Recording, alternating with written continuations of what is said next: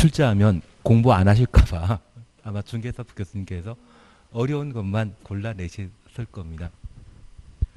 초장기에 80, 90 나오면 공부 안 하시더라고요. 근데 실제 시험 보시면 잘 나오실 겁니다. 예, 이번 시간은 지구 단위 계획과 관련된 내용 함께 계속 풀어나갑니다. 우선 1번은 내용에 관한 사안입니다. 잠깐 확인하십니다.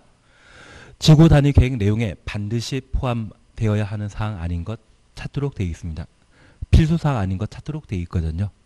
1번 건축선에 관한 계획. 배형 색건 나는 기억한다. 배형 색건. 배치, 형태, 색채, 그리고 건축선. 건축선은 필수사항이다, 임의사항이다. 임의사항입니다. 그래서 답을 1번으로. 배형 색건이 그렇게 통하는 겁니다.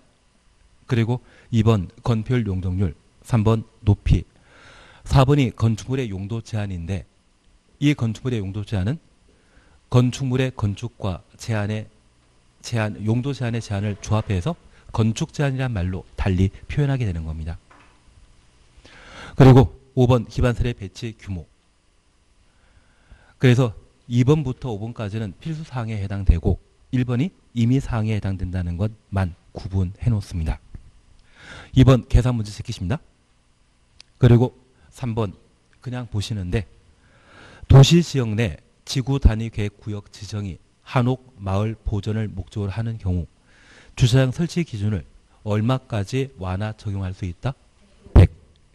그래서 높이 제한은 120, 건폐율은 150, 용적률은 200입니다. 그래서 지구 단위 계획에 따른 도시지역의 완화는 100, 120, 150, 200. 비도시지역의 경우는 건폐율 150, 용적률 200% 완화한다. 그렇게만 구분해 놓습니다. 4번에 관한 내용은 그냥 지나가 버리십니다. 제끼십니다. 그리고 5번 안 합니다. 5번 계산 문제 절대 하지 마십시오. 만약 우리가 계산 잘한다고 하면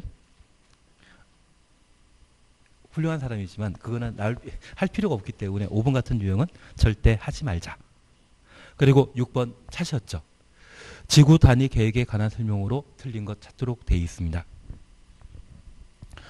우선 1번, 2번을 묶어 놓습니다. 235페이지에 6번 문제 보십니다. 관광특구에 대해 지구 단위 계획 구역 지정할 수 있다. 관광특구는 개발 목적이다, 비개발 목적이다.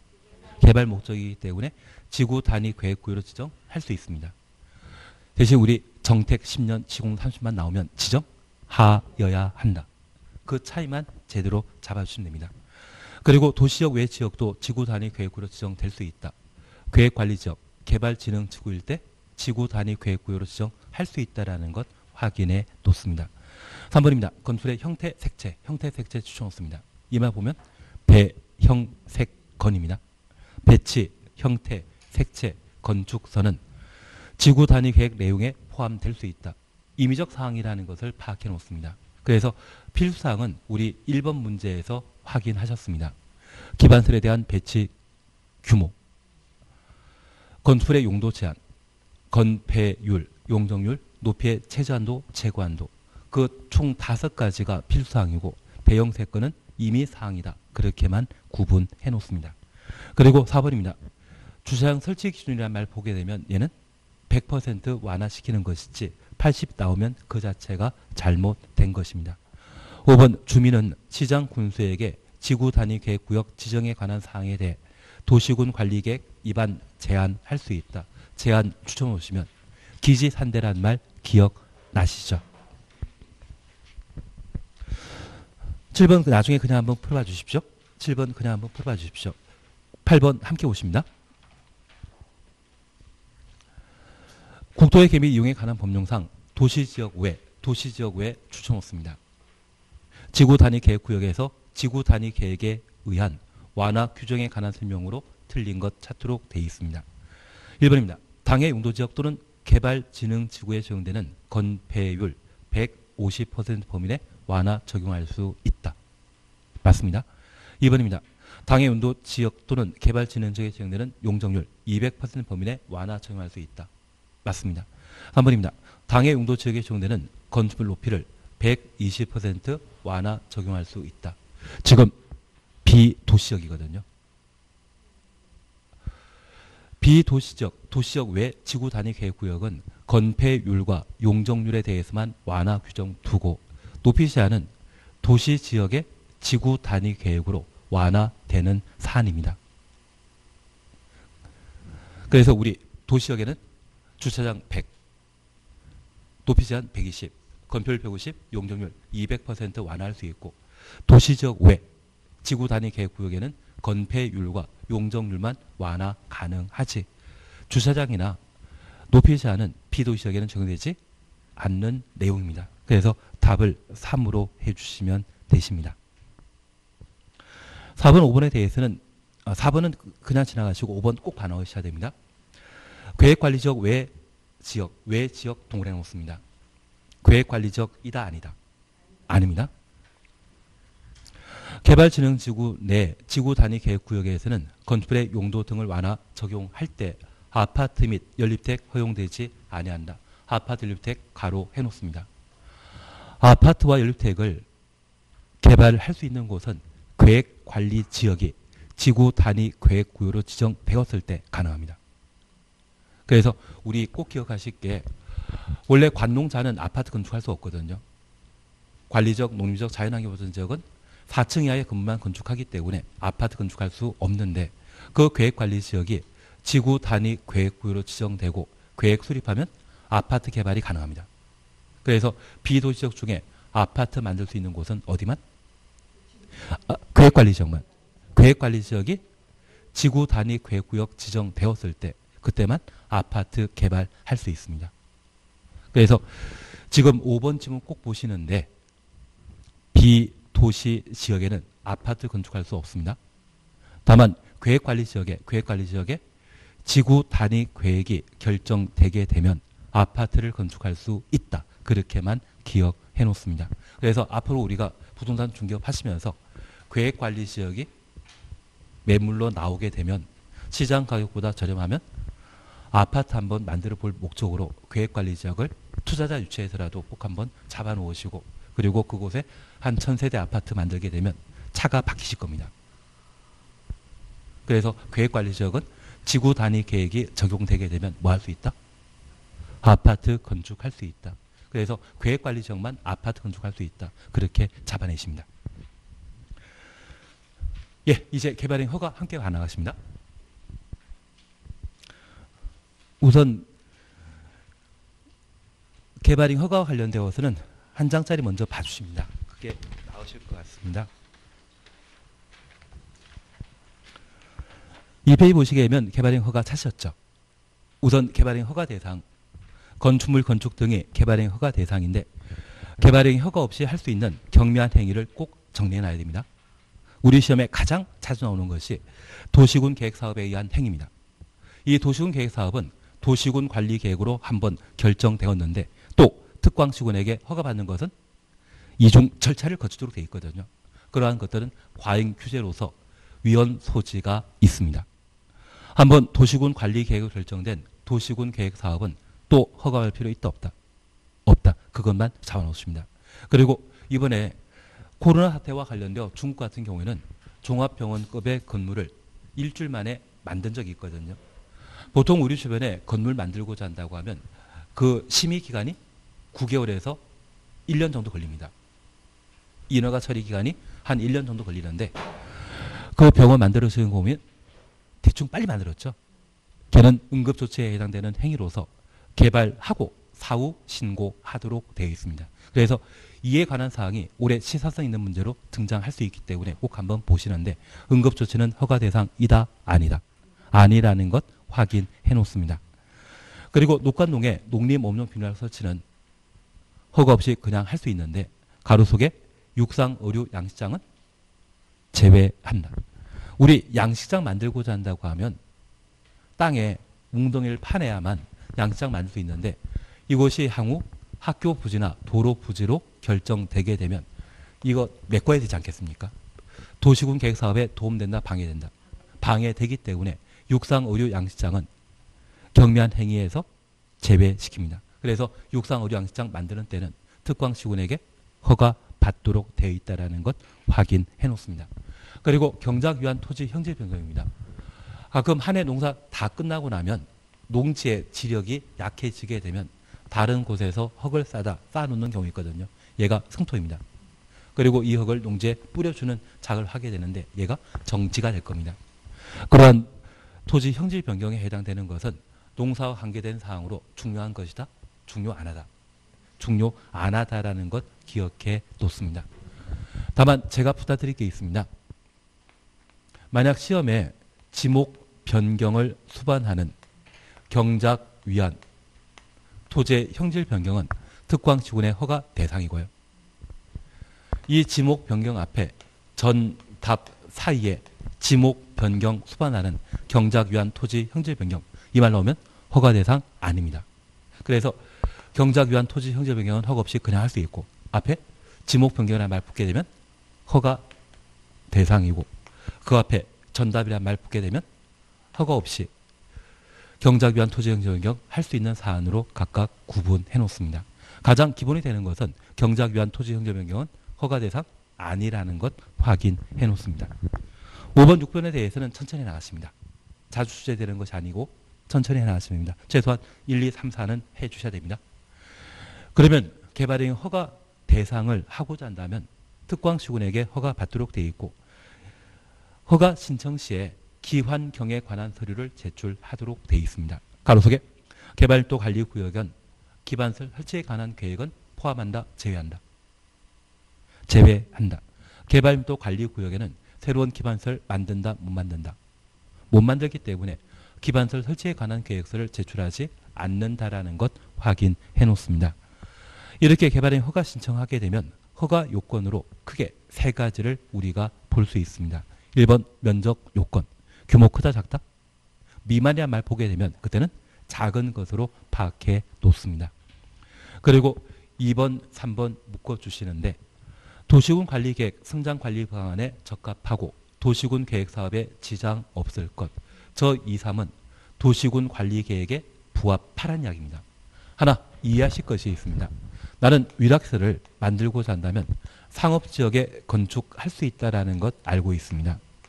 그런데 현재 용도지역이 준주거지역이라면 위락설에 대한 개발의 허가 신청하게 되면 허가 받는다, 못 받는다? 못 받는다. 그러면 용도지역 결정 자체가 도시군 관리계획에 관한 사항으로 그에 부합한 때만 만들 수 있을 겁니다. 그리고 도시군 계획설 사업하는 장소를 부지라 표현하는데 그 부지에는 개인 사유지랄지라도 주택 건축한다 못한다? 못합니다. 그래서 도시군 계획사업에 지장 없을 때만 허가 받을 수 있고 지장 준다고 하면 허가 받지 못합니다. 그리고 기환경 확인되십니다. 우리 국토계획법은 집을 만드는 것이 중요한 것입니까? 기환경이 중요합니까? 기환경이. 그래서 예전에 나홀로 아파트라 해서 제대로 교통시설이 확보되지 않고 학교 없는 곳에 아파트가 만들어진 적이 있는데 지금은 그러면 난리 납니다. 그래서 이 국토계획법에서는 집을 단순히 짓는 것이 문제가 아니라 살기 편리한 집을 만들 수 있도록 기환경에 관한 내용을 고려 요건으로 정해 놓게 됩니다. 그래서 면적에 관한 요건, 도시군 관리계획에 부합할 것, 기환경에 적합할 것, 그 세 가지 요건을 충족한 때만 허가 받을 수 있다는 것 확인하십니다. 면적 요건과 관련되어서는 미만이라는 말만 지금 기억합니다. 어차피 우리 나중에 시험 보기 전까지는 투치에 관한 내용을 정리할 수 있을 겁니다. 지금은 그냥 개발의 허가 대상은 규모 작은 것이 허가 대상이다. 그렇게만 구분해 놓습니다. 그리고 조건부 허가라는 게 가능한데 이 조건 붙일 수 있는 것은 기환경에 대해서만 조건 붙일 수 있다는 것 확인하시고 이행보증금이라고 우리는 적어줘야 되죠. 총 공사비의 몇 퍼센트? 20%이기 때문에 이행보증금입니다. 여기 이행보증금은 민간만 부담합니다. 공공은 낸다 안 낸다? 안 됩니다. 그래서 공공은 보증 필요 없고 돈 낼 필요 없고 토지 소유자 동의 받을 필요 없다. 그게 공공입니다. 만약 공공이 나왔는데 불구하고 토지 소유자 동의 받아야 된다. 그런 취지의 지문 나오면 무조건 틀린 것으로. 공익사업하는 공공은 토지 소유자 동의 받을 필요 없습니다. 돈 낼 필요 없습니다. 지급 보증 받을 필요 없다. 그리고 이렇게 허가받고 개발 사업이 모두 완료되게 되면 준공검사 받아야 되는데 준공검사 대상은 4가지만. 분할, 적치는 준공검사 대상 2단이다.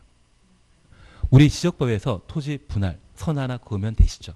그리고 적치는 주차장에 차 주차시키면 그게 물건 쌓아놓는 행위가 되어버립니다. 그런 데는 준공검사 대상 아니라는 것만 구분해 놓습니다. 그리고 성장관리방안과 관련되어서는 29회 때 시험에 출제되었는데 성장관리방안 수립 대상이 유보 용도와 보존 용도를 대상으로 하고 있습니다. 이번 시가 용도 찾으셨죠? 주상공. 주상공은 개발 용도로서 법에서는 시가 용도라 표현합니다. 그리고 유보 용도 찾으셨죠? 자연녹지 지역과 계획관리적, 생산관리적. 그래서 앞으로 자개생이란 말 보게 되면 얘는 유보 용도입니다. 자로 시작하는 용도 지역은 자연녹지 지역, 개로 시작하는 용도 지역은 계획관리 지역. 그러면 이 계획관리 지역 뒤에 나오는 생은 생산 녹지이겠습니까? 생산관리겠습니까? 생산관리. 그래서 자개생이란 말 기억하시면서 자연녹지 지역과 계획관리 지역, 생산관리 지역의 경우에는 유보 용도라 한다. 가로속을 꼭 봐놓으셔야 됩니다. 이 자개생에 대해서는 도시계획위원회 심의 거쳐 개발행 허가 기준을 강화 또는 완화할 수 있습니다. 강화 또는 완화 줄쳐 놓습니다.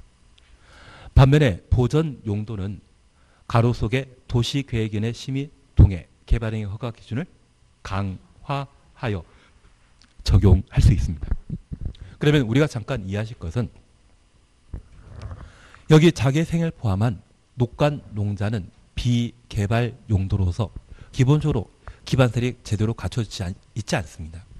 그런데 우리 시가지와 시가지 사이에 교통시설이 갖춰지게 되면 이 교통시설은 녹간 농자를 거치게 되도록 되어 있는데 특별히 이러한 교통시설이 자연녹지 지역이나 계획관리적, 생산관리적 지나가게 되었을 때 얘가 왕복 4차선이나 왕복 6차선이라고 하면 충분한 기반설이 설치되어 있기 때문에 이런 경우 자개생의 경우는 도시계획위원회 심의 거쳐 개발행 허가 기준을 완화할 수 있습니다.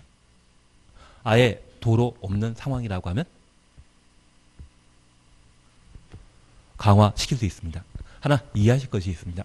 우리가 알고 있는 계획관리지역은 건폐율 얼마? 40에 용적률 얼마? 100입니다. 그런데 이 자개생의 경우 주상공의 경우는 한 사람이 소유한 땅이 50평에서 100평 넘기가 힘들거든요. 이번에 삼성 부회장님께서는 집을 파셨는데 판매 가격이 240억이라 하시더라고요. 그런 훌륭한 분이라고 하면 도시지역에 넓은 땅을 가지고 있겠지만 기본적으로 주상공에는 일반인들은 50평, 100평 가지게 되는데 여기 자개생은 한 필지가 5,000평, 10,000평을 가지는 경우가 있습니다. 우리 연기군이라 부를 때 아마 연기군에 한 분이 몇만 평 가진 분이 계셨을 것 같습니다. 그러면 이곳이 만약 계획관리적, 아니 생산관리적이면 건폐율 20에 용적률 80인데 이곳이 만약 만평이라고 하면 건폐율 80 적용하면 그냥 만평이라고 하면 이거 8,000평짜리 건물 만들어지거든요. 저 8,000평짜리 건물 만들어지게 되면 이용하는 사람 참 많을 거고 전기, 수도 많이 필요하지 않겠습니까? 이런 개발행 허가 기준을 그대로 적용한다? 없는 곳이라고 하면 그래서 저 자개생의 경우는 기반설이 갖춰졌는지 여부에 따라 개발행 허가 기준을 어떤 때는 완화시키기도 하고 어떤 때는 강화시킬 수 있습니다. 반면에 자개생을 제외한 나머지 녹간 농자의 경우는 기반설 아예 없는 것을 전제하기 때문에 이때는 강화만. 조금 이해되신 걸로 알고 있겠습니다. 그래서 지금 만약 신도시라 분류는 세종시 같은 경우라면 아마 원주민은 10,000평, 20,000평 가진 분이 계실 겁니다. 예전에 어르신들이 서울 가야 성공한다 해서 농지를 공부 제일 안 하시던 분에게 다 넘기고 서울 가신 분들이 그렇게 많으시거든요. 그래서 서울 가가지고 쫄딱 망해가지고 다시 돌아오시면 사람 취급 잘 못, 괜한 이야기 들었습니다. 대신 시골에 계신 분들이 더 떵떵거리고 잘 사시더라고요. 예, 그래서 우리가 잠깐 이해하실 것은 개발행 허가 기준을 용적률 50%라 할지라도 80%라 할지라도 그대로 적용하면 아주 큰 규모의 건물 만들어질 수 있기 때문에 상황에 따라 강화시킬 수 있고 자개생의 경우에만 강화 또는 완화, 자개생의 경우에만 완화도 가능하다라는 것 확인해 놓습니다. 그리고 성장관리 방안에는 4개 사항만 필수사항입니다. 기반설의 배치 규모, 건축의 용도 제한, 건폐율 용적률, 지구 단위 계획에서 봤던 것이죠. 건축물의 높이 제한은 임의 사항입니다. 얘는 천천히 반영하십니다. 다만 제가 하나 이야기 드릴 것은 29회 때 대상에 관한 내용을 시험에 냈기 때문에 올해 성장관리 방안 다시 시험에 내게 되면 내용 가지고 시험에 냅니다. 대신 얘는 나중에 제가 다른 형태의 문제로 한번 보여드리겠습니다. 다만 지구 단위 계획은 필수사항이 총 몇 개이다? 5개였는데 기반설의 배치 규모, 건축물의 건축 제한, 건폐율 용적률, 높이까지 필수사항이었는데 성장관리 방안의 필수사항은 기반설의 배치 규모, 건축물의 용도 제한, 건폐율 용적률 총 4개입니다. 높이는 성장관리 방안에서는 필수사항이다, 임의사항이다. 임의사항이라는 것 확인해 놓습니다. 그리고 건축서는 아예 내용이 아닙니다. 하나 이해하실 것이 있습니다. 우리는 건축법 다 공부하셨죠. 건축선은 도로와 대지 사이의 경계선을 건축선이라 하는데 도시 지역에는 이 건축선이 엄격하게 적용되지만 시골 동네에는 도로 만들어지고 옆에 땅이 붙어 있다면 이게 건축선이거든요. 그러면 시골 지역에는 가을철에 추수한 농작물을 건조시켜야만 제대로 사용할 수 있거든요. 어디에서 말린다? 도로에서. 그러면 시골 마을에서는 대지와 도로 사이의 경계선인 건축선은 적용되는 것입니까? 적용 안 되는 것입니까? 적용 안 됩니다. 그래서 도로 한가운데 곡식을 농산물을 건조시키게 되면 군청 직원들이 치우지 않고 그냥 내버려 둡니다. 만약 치웠다가는 도둑 잡으라고 해서 곡괭이나 삽을 들고 나타나시는 분들이 계시거든요. 그러면 지금 성장관리 방안은 주상공에 수립하는 것입니까? 녹관농자에 수립하는 것입니까? 녹관농자. 녹관농자는 시골이거든요. 저 시골에는 건축선은 신경 쓴다 안 쓴다? 안 쓰기 때문에 건축선은 성장관리 방안 내용이 절대 될 수 없습니다. 그걸 올해 한번 정리하시는 게 필요하십니다. 그리고 개발행 허가 제한과 관련되어서는 요즘은 낼 일이 별로 없지만 우리 항상 기억하시는 게 있습니다. 청산리 하면 국어 시간에는 벽계수이고 공법 시간에는 녹계수입니다. 녹지적, 계획관리적, 수목보전, 우량농지 보전하기 위해 개발행위 허가 제한하는 곳이 녹계수가 되게 됩니다. 그리고 나는 기시계란 말도 기억한다, 기억 못한다. 들으는 봤다. 그래서 우리 3+2 총 최대 5년 개발행 허가 제한 조정할 수 있는 것이 기반시설 부담구역, 지구 단위 계획구역, 개발행 허가 기준이 크게 변경되는 곳. 그래서 기시계라고 하는 것이 기반시설 부담구역의 기, 지구 단위 계획구역의 지, 개발행 허가 기준의 큰 변경, 개. 이게 기시계입니다. 그래서 우리가 기억하실 것은 녹계수의 경우는 연장 못하고 기시계의 경우에만 계획 수립하는 장소이기 때문에 1회 2년 범위 내 기간 연장할 수 있습니다. 다만 우리 절차를 잠깐 해보시는데 심의 사셨죠. 제초 지정 시에는 도시계획에는 심의 거치지만 기간 연장 시에는 심의한다 안 한다? 안 한다. 상황 똑같기 때문에 도시계획에는 심의 절차 거칠 필요 없다. 그렇게만 구분해 놓습니다. 그리고 요즘 매년 시험에 나오는 것이 기반설 연동제와 관련된 기반설 부담구역이 시험에 계속 반복되고 있습니다. 개발밀도 관리구역은 새로운 기반설 설치할 수 없다. 그 취지만 확인해 놓으시고 해당 용도 지역에 적용되는 용적률을 최대 50% 강화할 수 있는데 우리 동네에 10층짜리 건물 건축하는 땅이었다면 이제 5층짜리 건물 건축하는 곳이 개발밀도 관리구역입니다. 뭐만 강화시킨다? 용적률만. 그리고 양가로 2번 기반설 부담구역 찾으셨죠. 기반설 부담구역은 새로운 기반설 설치가 가능한 곳으로서 가장 대표적인 도시가 세종시입니다. 세종시에는 기반설 부담금이 워낙 부담스러워서 상가 임대료가 아주 높거든요. 그래서 상가를 제대로 사람들이 사용하지 못할 정도로 기반설 부담금이 좀 센 곳이 세종입니다. 그래서 이 세종시가 존재하기 때문에 이 기반설 부담구역은 현실적인 예시가 있고 덕분에 계속 시험에 나오는 것이 특징입니다. 요즘 매년 시험 나오는 것이 기반설 부담구역에 해당되는 사항이기 때문에 반드시 정리하셔야 됩니다. 우선 기반설 부담구역 지정하고자 한다면 충분한 기반설 설치하기 위해 최소 얼마? 10만 제곱미터 이상. 지금 우리가 하나 이해하실 것이 있습니다. 30만은 10,000명이 살 수 있는 공간입니다. 그런데 10만은 여기 기반설 부담구역은 기반설 새로 설치하는 동네이거든요. 사람 거주하는 것이 아니라 도로 학교 만드는 그런 목적의 공간을 고려해서 얼마? 30만이 아니라 10만이라는 것 확인만 해놓습니다. 그리고 이 10만이 기억나지 않는다면 기반설 부담구역 지정하면 몇 년 내 기반설 설치계획 수립해야 된다? 1년. 그래서 2일과 10의 1이 접목되는 것으로 바뀌어 놓습니다. 그것만이라도 해주시는 겁니다. 그리고 이 기반설 부담구역은 20%란 말 보게 되면 지정하여야 합니다. 최근 시험에 나오는 것은 행위 제한이 완화되거나 해제되는 곳은 개발 행위가 건축물이 만들어지는 곳으로서 기반설 부담구역을 지정하여야 한다.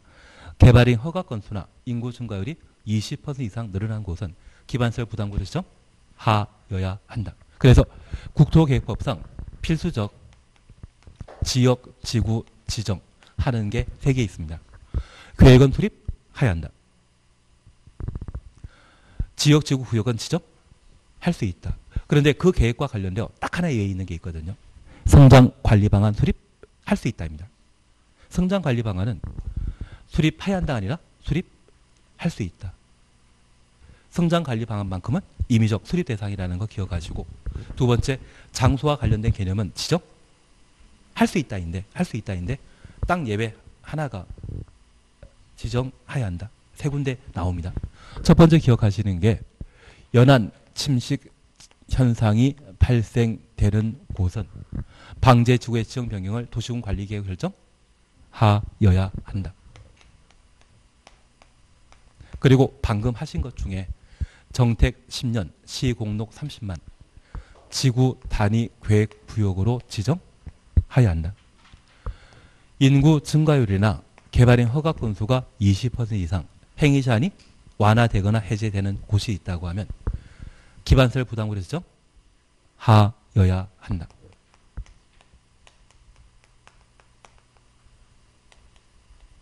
그래서 국토계획법상 존에 해당되는 지역지구 구역은 지정할 수 있다 원칙이지만 이 3군데만큼은 지정하여야 한다. 그렇게 정리해 주시는 게 필요하십니다. 그래서 20%를 말 보게 되면 지정하여야 한다. 여기 기반설 부담구역 지정 시에는 주민 의견 정치하도록 되어 있습니다. 근데 개발밀도 관리구역은 주민 의견 정치 안 하거든요. 하나 이해하실 것이 있습니다. 우리 동네가 개발밀도 관리구역 지정되게 되면 나는 찬성한다? 그러면 다 반대하시거든요. 그래서 기반설 부담구역이나 개발인 허가 제한처럼 공법상 규제가 심해지는 곳은 주민 의견 정치를 아예 안 합니다. 그러면 전국에 투기과열지구가 여러 지정되었는데 저 투기과열지구 지정할 때 나는 나한테 물어본 사람 있었다 없었다? 눈 뜨고 나니까 갑자기 투기과열지구 지정되고 조정대상지역 지정되어 버리더라고요. 그래서 규제와 관련된 사항은 일반 국민의 의견 들어봤자 반대 의견이 뻔해 보이기 때문에 의견 정치한다 안 한다? 안 한다. 그런 생각을 해주셔야 됩니다. 그리고 두 번째 우리 이해하실 것이 있습니다. 이런 방법으로 기반설 부담구역 지정하면 3번 기반설 설치 계획 찾으셨죠? 1년 내 수립해야 되는데 사람 마음은 1년 사이에 변한다 안 바뀐다? 안 바뀐다가 해주셔야 됩니다. 그래서 기반설 부담구역 지정할 때 충분히 의견 청취했기 때문에 기반설 설치 계획은 의견 청취할 필요 있다 없다? 없습니다. 그래서 행정계획 중에 주민 의견 청취할 필요 없는 것 딱 3개 있거든요. 단계별 집행계획 수립. 그리고 방금 보셨던 기반설 설치 계획입니까? 부담 계획입니까? 설치 계획. 부담 계획은 돈 얼마 내느냐 그거 가지고 따지는 게 부담 계획이거든요. 그리고 개발법상 실시 계획 그 세 가지 행정계획 수립하는 때는 주민 의견 정치할 필요 없습니다. 그리고 제가 지역, 지구, 구역 중에 방금 말드렸던 투기 과열 지구, 조정 대상 지역, 개발의 허가 제한 지역 이런 건 규제가 강화되는 제도이거든요. 일반 국민에게 의견 청취한다 안 한다. 물어봤자 답변 뻔하거든요. 그렇게만 좀 이해해 주십니다. 그러면 잘 찍을 수 있습니다. 중요한 거는 작년에 시험에 나와가지고 올해는 안 나온다는 이야기입니다. 근데 나오면 잘 찍을 수 있을 것 같은데. 예, 그리고 이 기반 설치 계획은 1년 되는 다음 날, 1년 되는 날까지 수립해야 되는데 수립하지 않으면 1년 되는 다음 날 해제된다라는 것 확인해 놓으시고 이 기반설 부담 구역에는 기반 설치 비용을 부담하도록 되어 있습니다. 연면적 200제곱미터 초과. 200제곱미터 초과 추천없습니다. 우리 공동구 기억나십니까? 공동구는 도시개발 사업이나 정비 사업으로 그 면적이 200만 제곱미터 초과. 기반설 설치 비용의 부과 대상은 연면적 200제곱미터 초과는 건축물을 신축하거나 증축하는 때 기반 설치 비용의 부과 대상이라는 것 확인해 놓습니다. 연면적 200제곱미터는 대충 60평이거든요. 60평 초과는 건물 만드는 때는 신축하거나 증축하는 때는 설치 비용을 부담하도록 되어 있습니다. 나는 신축, 증축, 개축, 재축 구분한다 못한다? 개축과 재축은 예전과 똑같은 규모이고요. 신축, 증축의 경우에만 설치 비용 부과 대상이라는 것 확인해 놓습니다. 그리고 부과 절차 등에 관한 사항으로 허가 받은 날부터 2개월 내 설치 비용을 부과하도록 되어 있고 사용 승인 신청 시에 납부하도록 되어 있는데 물납 가능하다는 것은 2년 전에 기출문제 나왔기 때문에 신경 쓰지 마시고 올해 해주실 것이 있다고 하면 부과 절차를 봐놓습니다. 건축 허가 받은 날부터 몇 개월? 2개월 내 얼마 내라 통지하게 되고 돈은 언제까지 낸다? 사용 승인 신청 시까지 낸다. 사용 승인 전에 내는 것입니까? 후에 내는 것입니까? 전에 내는 겁니다. 사용 승인 전에. 그러면 하나 이해하실 것이 있습니다. 연면적 200제곱미터 초과는 건축물을 신축하거나 증축하게 되면 이러한 신축 증축과 관련되어서는 건축법령상 건축허가 받도록 되어 있는데 기반설 설치 비용은 250제곱미터라고 하면 200 초과는 50부분에 대해서만 기반 설치 비용이 부과 징수되게 됩니다. 그러면 건축 허가 받았을 때 200 초과는 크기가 얼마인지 명확하게 파악할 수 있거든요. 그래서 얼마 내야 되는지는 허가 받은 날부터 2개월 이내 사후에 통지할 수밖에 없습니다.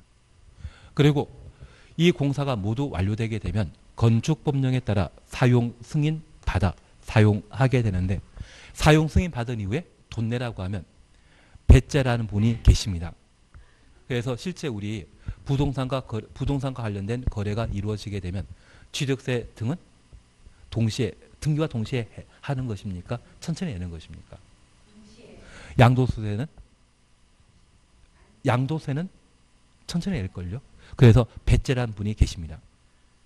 그래서 가끔 고액 체납자 등장하고 그분 찾아다니는 세무조사팀 있지 않습니까? 양도세 때문에 쫓아다니는 것입니다. 그래서 이 기반설 설치 비용의 경우에도 배째라는 분이 계시기 때문에 사용 승인 신청 시에 전에 내게 해야만 사용 승인 받고 제대로 사용할 수 있도록 하면 돈 안 낼 사람 없겠죠. 앞으로 양도세도 등기 이전에 얘기하면 세무팀에서 돌아다닐 일이 전혀 없을 것 같은데 엉뚱한 이야기만 들었나 봅니다. 그래서 우리가 기억하실 것은 기반 설치 비용의 부과는 허가받은 날부터 2개월 돈은 사용 승인 신청 시에 낸다. 예, 그러면 이런 내용들 토대로 해서 잠깐 내용 보십니다.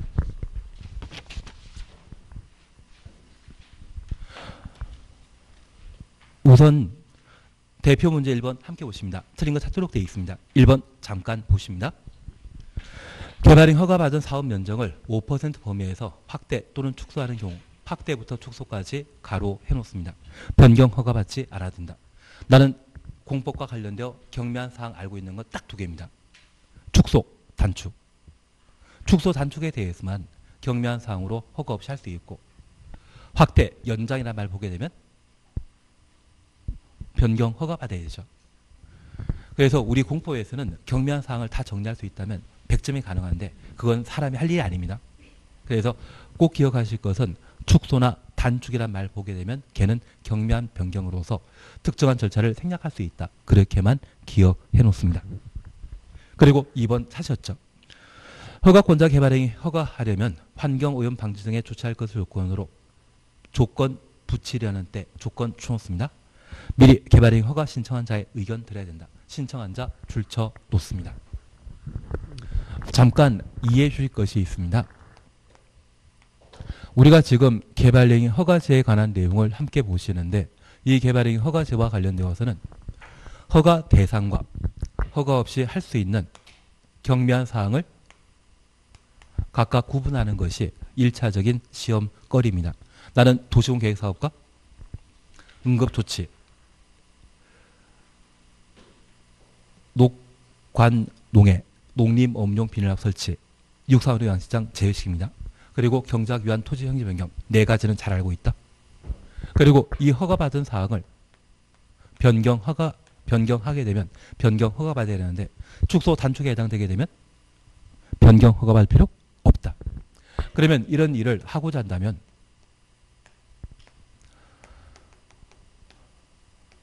기환경과 관련된 개발행 허가 신청서를 제출하고 그 신청 있은 날부터 15일 이내 허가 불허가 여부를 결정 통지하도록 되어 있습니다. 만약 허가받은 자는 그 공사를 완료한 때 준공금사 받고 이를 사용할 수 있는데 이 준공금사는 누가 한다? 허가 내준 자가 가장 잘 알기 때문에 허가받은 대로 공사 이루어졌는지 확인하는 자는 허가권자입니다. 그래서 특방시군이 준공검사 한다라는 것 확인해 놓습니다. 특별히 이러한 허가와 관련되어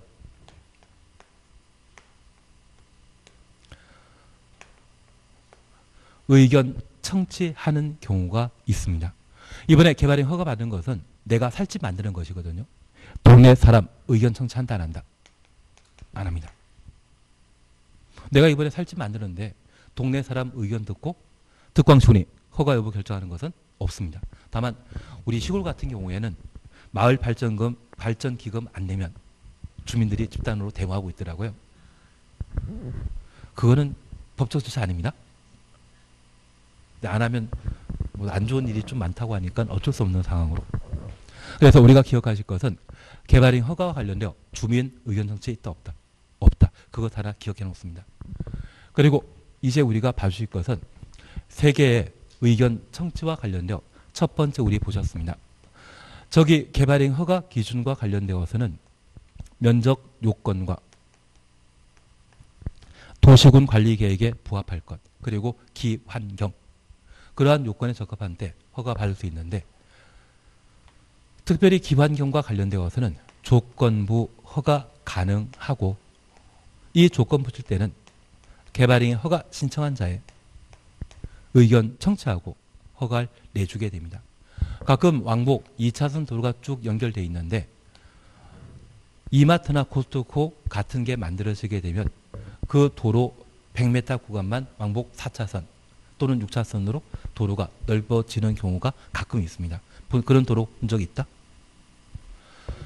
이런 이마트 방문하고자 하는 많은 차량이 도로를 잠식하게 되면 교통체증 현상이 발생하기 때문에 일정 구간에 대해서만 도로 설치를 조건으로 개발행위 허가해 주는 경우가 있거든요.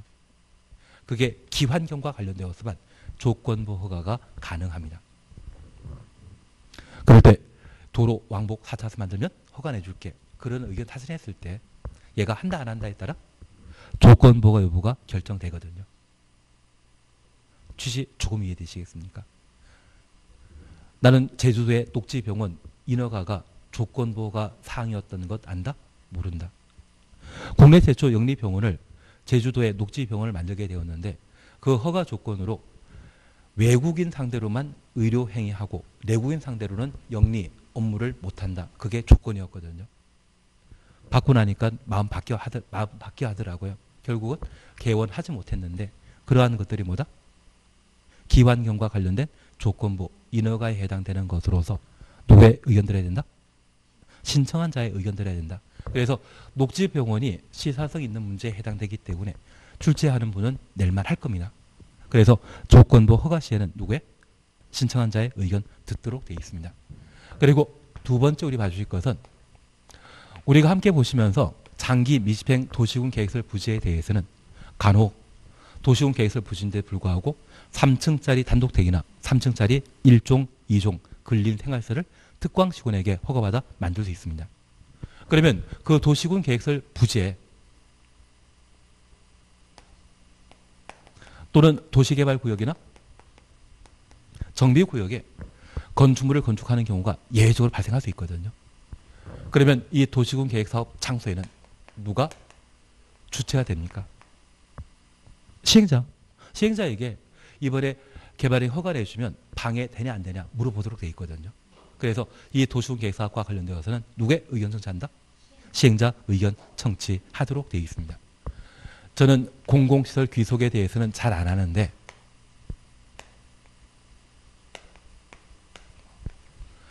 여기 공공시설 귀속과 관련되어서는 관리청의 의견 듣고 개발의 허가 여부를 결정하게 됩니다. 그래서 서울 같은 경우에 동부지방법원이 구이동에 있었거든요.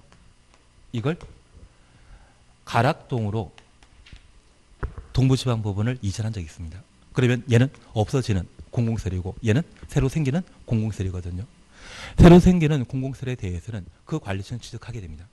반면에 없어지는 공공시설에 대해서는 새로 생기는 법원을 만든 시행자가 있다고 하면 그자가 취득하도록 되어 있습니다. 만약 행정청이 만들었다고 하면 무상을 취득하도록 되어 있는데 행정청 아닌 자가 새로운 공공시설 만들었다고 하면 얘 필요 없죠. 얘가 비행정청에 계속되게 되는데 설치 공사 비용만큼만 무상으로 취득하도록 되어 있습니다. 그래서 이 가치가 10억인데 새로 만든 공사 비용이 7억이었다고 하면 7억까지는 무상으로 3억에 대해서는 뭐한다? 정산하도록 되어 있습니다. 그러면 이런 공공시설 귀속과 관련된 문제 발생하면 누구의 의견 들어야 된다? 관리청의 의견 듣고 특방시군이 개발행위 허가하도록 되어 있는데 꼭 기억하실 것은 주민 의견 청취 있다 없다? 주민 의견 청취는 없습니다. 동네 사람들 이야기 듣고 내 집 만든다? 말도 안 됩니다. 자주 시험 나오는 게 조건 붙이는 때는 신청한 자의 도시군 계획 사업의 경우는 시행자의 의견 듣고 개발행위 허가한다. 그 두 가지가 자주 시험에 나옵니다. 여기 공공시설과 관련되어서는 행정청은 무상으로 비행정청은 뭐까지만 설치비용 새로운 공공시설 만든 공사 비용까지만 무상으로 취득한다. 그 개념 하나만 기억해 놓습니다. 매번 얘가 지문 엄청 길거든요. 나오면 설치 비용 대신 설치 면적으로 바뀌어 있습니다. 근데 그 면적인지 비용인지 그 네 줄 되는 지문 속에 찾아내려고 하면 짜증나시거든요. 그래서 항상 공공시설과 관련되어서는 누가 새로운 공시설을 만들었는지 행정청은 전부 무상. 비행정청이라면 비행정청이라는 말이 나와 있다고 하면 그때는 설치 비용까지만 무상으로. 요즘은 잘 안 됩니다.